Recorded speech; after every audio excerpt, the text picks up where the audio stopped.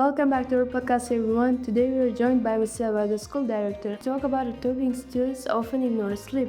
Director Eva, thank you for being here. Thank you for inviting me. It's great to talk about something so important for our students' health and success. Let's start with the basics. Why is sleep such a big deal for students? Sleep is one of the strongest tools for learning. A student who sleeps well can process information faster and helps them prepare for the next day. Also, they can manage stress easier. Many students think sleeping late and studying all night is hard work. What would you say to them?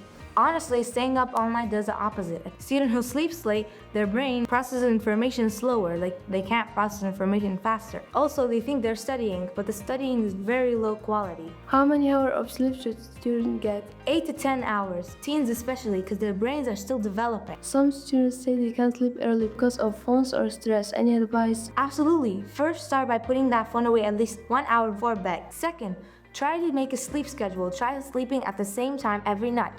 And third, avoid studying on the bed. Your brain should associate the bed with sleep and rest, not work or stress. That's really helpful. How can parents support their children's sleep? Parents play a major role. They can help by setting a bedtime, limiting screen time, also making sure the environment is calm. Students need support, not pressure. Before we end, do you have a message for students listening? Yes, remember, sleep is not a waste of time. It's a part of your success. If you want better mood, energy, start with better sleep.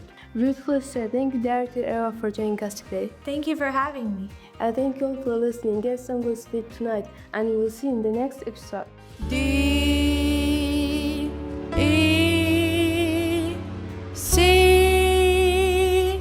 Diaco Educational Compound.